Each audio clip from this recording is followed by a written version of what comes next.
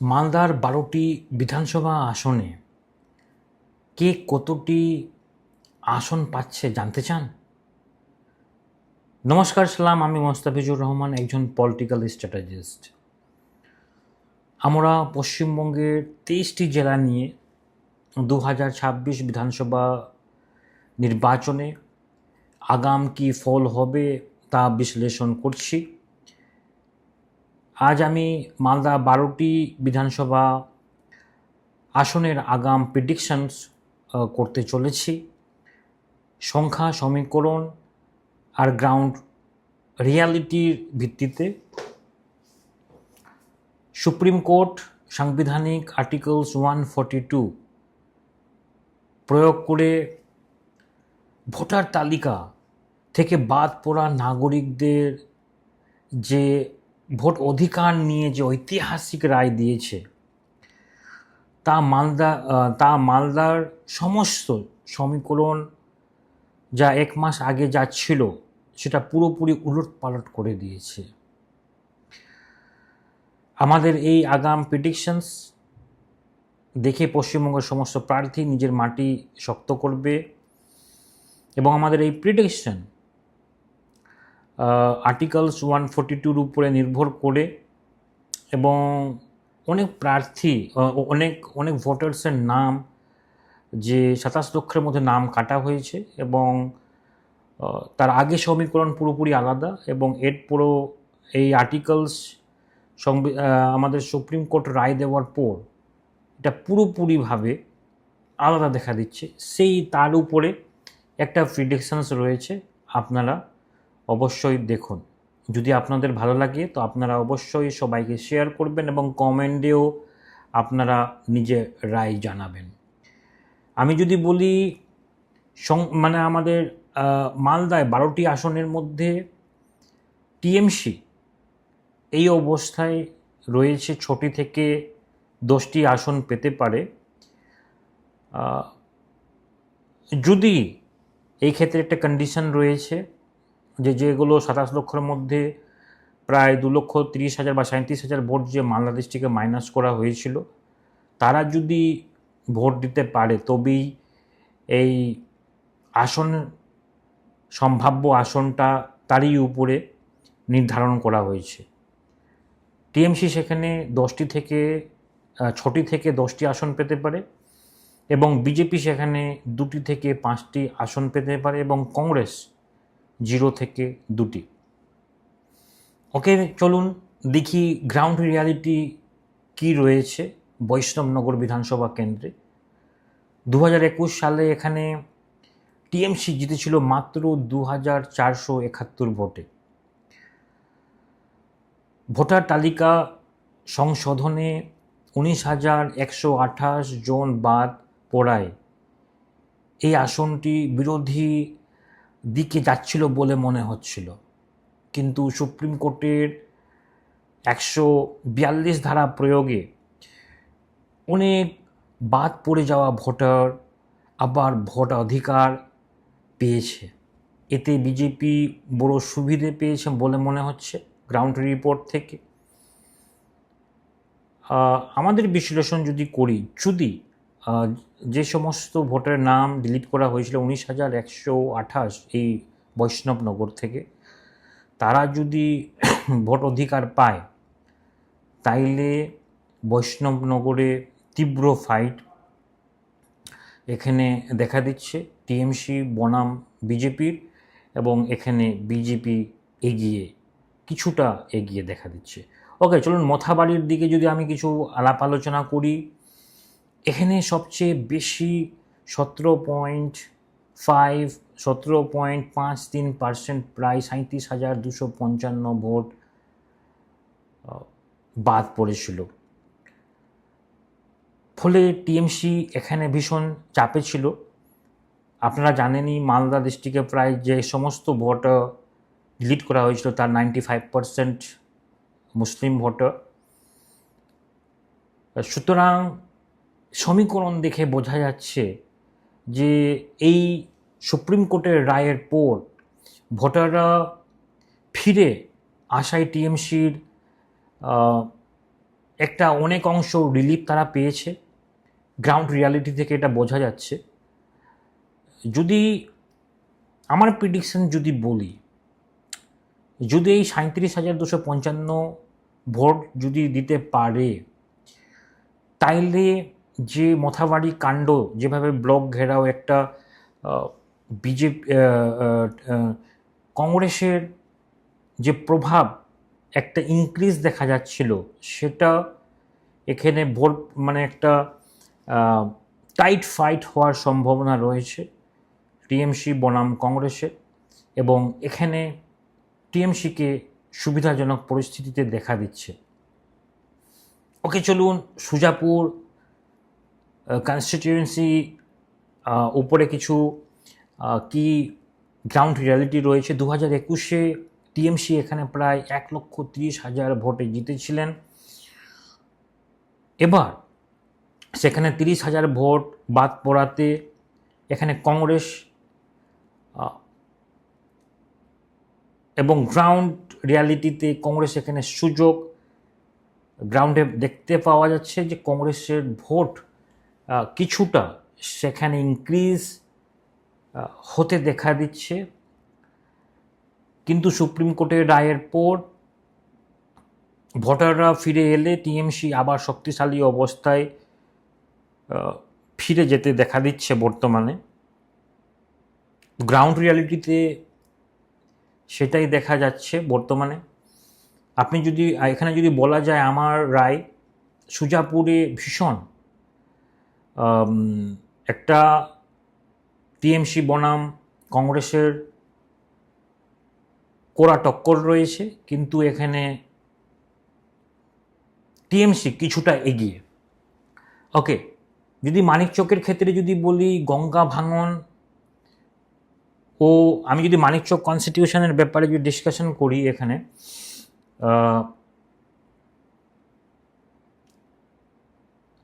গঙ্গা ভাঙন ও 20,000 ভোটার বাদ পড়ে যাওয়ায় এখানে টিএমসি ভীষণ চাপ অবস্থায় ছিল, ভীষণ একটা নেগেটিভ এনভায়রনমেন্টে ছিল।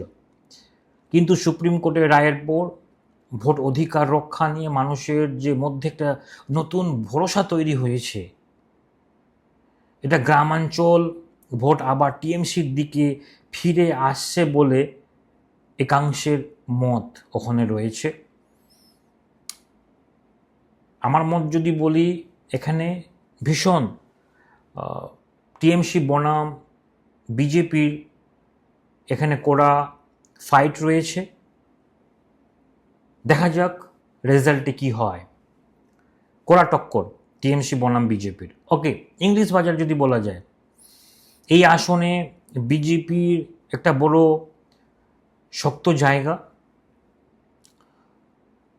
17,000 বাদ পড়া সত্ত্বেও এখানে একটা বিজেপি কমফোর্টেবল নিজের সিট মনে করছিল, কিন্তু সুপ্রিম কোর্টের রায়ের পর এখানে কিছুটা বিজেপি বনাম টিএমসির একটু ফাইট দেখা দিচ্ছে বর্তমানে।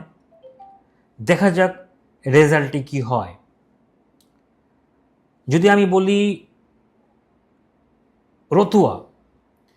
রতুয়া কনস্টিটুয়েন্সির যদি কথা বলি, রতুয়াতে প্রায় 35,573 ভোট বাদ পড়া নিয়ে সমস্যায় ছিল।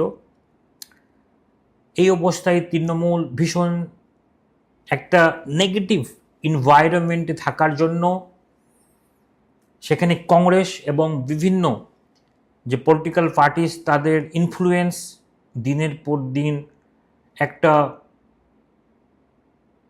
মানে ট্রায়াঙ্গুলার ফাইটের দিকে এই ইলেকশনটা যাচ্ছিল। কিন্তু সুপ্রিম কোর্টের রায়ের পর যদি 35,573 ভোট যদি দিতে পারে, তাইলে এখানে টিএমসিকে একটু এগিয়ে দেখা দিচ্ছে এই সমীকরণে। সম্ভাব্য ফলাফল যদি বলি, টিএমসি রতুয়াতে কিছুটা এগিয়ে। গাজল কনস্টিটিউয়েন্সির ব্যাপারে যদি বলা যায়, গাজলে বিজেপি মাত্র 1,798 ভোটে জিতেছিল 2021-এ। 2021-এ 1,798 ভোটে 1,798 ভোটে 1,798 ভোটে 1,798 ভোটে বিজেপি সেখানে মাত্র 1798 ভোটে জিতেছিল, এবং 9000 ভোট বাদ দেওয়াতে এখানে বিজেপি নিজেকে ভীষণ কমফোর্টেবল ফিল করছিল যে তারা ইজিলি এই সিটটা জিতবে। কিন্তু যেটা সুপ্রিম কোর্টের রায়ের পর এটা ভীষণ তীব্র লড়াইয়ের দিকে দেখা দিচ্ছে টিএমসি বনাম বিজেপিতে। আমি যদি নিজের রায় বলি সম্ভাব্য ফলাফল, এতে ভীষণ কড়া টক্কর, কড়া লড়াই, তীব্র লড়াই দেখা দিচ্ছে টিএমসি বনাম বিজেপির। ওকে, মালতীপুর যদি বলি 18,000 ভোট বাদ যাওয়ার পর এখানে তা সত্ত্বেও ডিস্ট্রিক্ট নেতৃত্বের এখানে ঘাঁটি তৃণমূলের, তাই 17,000 ভোট ডিলিট হয়ে যাবার পরও টিএমসির এখানে ভালো শক্ত একটা পজিশনে ছিল, এবং সুপ্রিম কোর্টের রায়ের পর সেই 18,000 ভোটের পর টিএমসি সেখানে বেশ শক্তিশালী হয়ে এসেছে আরও। এবং কংগ্রেস এখানে বড় প্রভাব, একটা বড় ফেস থাকা সত্ত্বেও এখানে দুই দিকে ভোট ডিভাইড হয়ে যাওয়ার সম্ভাবনা দেখা দিচ্ছে, যেটা 2021-এ কংগ্রেস সিপিএমের জোট, সেই জোটটা বর্তমানে নেই। ভোট কিছুটা স্প্লিট হওয়াতে এখানে টিএমসির ভীষণ কমফোর্টেবল সিচুয়েশনে দেখা দিচ্ছে। সম্ভাব্য ফলাফল এই সিটটা টিএমসি ধরে রাখবে, এটা আশা করা যাচ্ছে। ওকে, চাঁচলের কথা যদি বলি, সুপ্রিম কোর্টের 142 ধারা প্রয়োগের পর সংখ্যালঘু ভোটারদের মধ্যে যে নতুন বার্তা গেছে, এতে ভোট আবার টিএমসির দিকে যাচ্ছে বলে মনে হচ্ছে। 22,000 যে ভোট যে বাদ দেওয়া হয়েছিল, সেখানে আবার যদি তারা ভোট দিতে চান্স পায়, তাইলে কমফোর্টেবল সিচুয়েশনে এখানে টিএমসি দেখা দিচ্ছে। সুতরাং এই ক্ষেত্রে যদি বলা যায় টিএমসি এগিয়ে। হরিশ্চন্দ্রপুরের কথা যদি বলি, এখানে টিএমসি সংগঠন শক্তিশালী, 20,000 ভোট এখানেও এই কনস্টিটিউয়েন্সি থেকেও বাদ হয়েছিল। সেই ক্ষেত্রে এখানে কংগ্রেস এবং তৃণমূলের ভীষণ ফাইট দেখা দিচ্ছিল, তবুও তৃণমূল সেই সময় কিছুটা এগিয়েছিলেন। কিন্তু 20,000 ভোট যে বাদ হওয়া ভোট যদি প্লাস হয়, সেখানে টিএমসিকে ভীষণ কমফোর্টেবল জয় হতে দেখা দিচ্ছে। সম্ভাব্য ফলাফল এখানে টিএমসি ভালো লিড নিতে দেখা দেওয়া হচ্ছে, কিন্তু নিতে দেখা দিচ্ছে। হবিবপুরের কথা যদি বলি, এখানে হবিবপুর একটা এসটি সিট, সংরক্ষিত সিট। এই আসনে বিজেপি শক্ত অবস্থায় আছে। সুপ্রিম কোর্টের রায় এখানে তেমন প্রভাব ফেলবে না। গ্রাউন্ডে যেটা জানা যাচ্ছে, আদিবাসী ভোটাররা নিজের ইস্যুকেই বেশি গুরুত্ব দেয়। তো সুতরাং গ্রাউন্ড রিপোর্ট থেকে দেখা দিচ্ছে যে বিজেপি এখানে কমফোর্টেবল সিচুয়েশনে রয়েছে। তবুও বিজেপি বনাম তৃণমূলের এখানে তবুও ফাইট রয়েছে। দেখা যাক রেজাল্টে কী হয়। মালদা যদি বলি, এসসি রিজার্ভ সিট, মালদায় প্রায় 15,000 ভোট ব্যবধানে 2021-এ জয়ী হয়েছিলেন, প্লাস যেখানে 16,000 ভোট যে মাইনাস করা হয়েছিল, একটা নতুন আশা যে বিজেপির দিক থেকে কমফোর্টেবল সেই সিট। কিন্তু সুপ্রিম কোর্টের রায়ের পর এই সিটটা প্রায় 16,000 ভোট যদি দিতে পারে, এবং তার সঙ্গে সঙ্গে সেখানে নির্দল প্রার্থী, বিজেপি থেকে বেরিয়ে আসা নির্দল প্রার্থী, সেখানে ভোট কিছু মাইনাস করার সম্ভাবনা দেখা দিচ্ছে। এই ক্ষেত্রে টিএমসি বনাম বিজেপির ভীষণ ফাইট এবং হাড্ডাহাড্ডি লড়াই দেখা দিচ্ছে মালদাতেও। কে জয়ী হবে বলা অসম্ভব, কিন্তু কিছুটা এজ এখানে কিন্তু টিএমসিকেও দেখা দিচ্ছে। ওকে, আজকে এতটুকুই। আপনাকে এই সমীক্ষা দেখে কেমন লাগলো, ফল দেখে কেমন লাগলো, আপনারা অবশ্যই কমেন্টে জানাবেন, এবং আপনাদেরও নিজের রায় অবশ্যই কমেন্টে জানাবেন যে এই 12টি সিটি কে কোথায় জিতছে। আপনারা অবশ্যই নিজের নিজের মত জানাবেন। ওকে, নমস্কার।